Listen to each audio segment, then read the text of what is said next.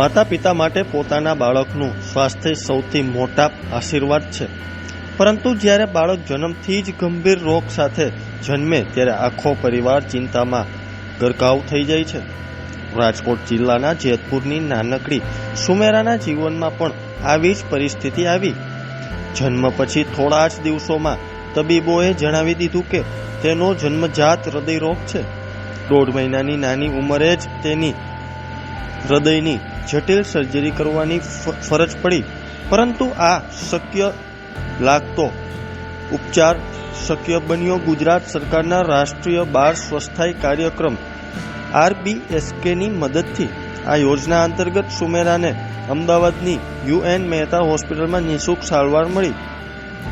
અનુભવી તબીબોમાં માર્ગદર્શન હેઠળ તેની સર્જરી સફળતાપૂર્વક થઈ.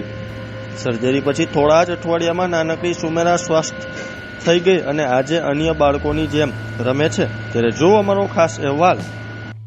અમદાવાદ સારી સુમેરાને સારી સહાય મળી. ત્યાં બધું એની સારું બધું ચેક કર્યું, સ્ટાફ બધું સરસ હતો. સુમેરાની સારીની સારવાર કરવામાં આવી. આ સફળ ઉપચાર રાષ્ટ્રીય બાળ સ્વાસ્થ્ય કાર્યક્રમને કારણે શક્ય બન્યો છે.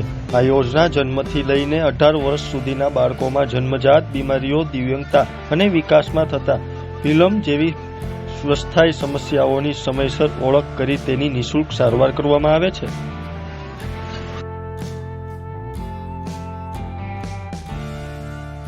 રોગો ધરાવતા અને વિકાસલક્ષી વિલંબતા ધરાવતા બાળકોને પ્રાથમિક સારવાર આપીએ છીએ. તેમજ જરૂર પડતી રેફરલ સેવાઓ, સંદર્ભ સેવા સારવાર આપીએ છીએ. આ યોજના વ્યાપક લાભ મળી રહે. અમદાવાદની UN મહેતા હોસ્પિટલમાં દર વર્ષે 2000 થી 2500 બાળકોને હૃદયની સર્જરી આ યોજના હેઠળ કરવામાં આવે છે.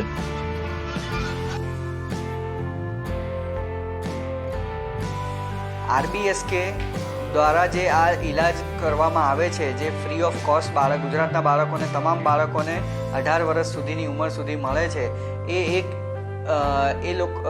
ગુજરાતના બધા જ બાળકો માટે લાઈફ સેવિંગ છે. આ ઇલાજથી બાળકોને બહુ જ મોટો ફાયદો થઈ રહ્યો છે અને આ જે યોજના છે એ ગુજરાતના બધા જ તમામ બાળકો માટે એક જાતનું આશીર્વાદરૂપ છે.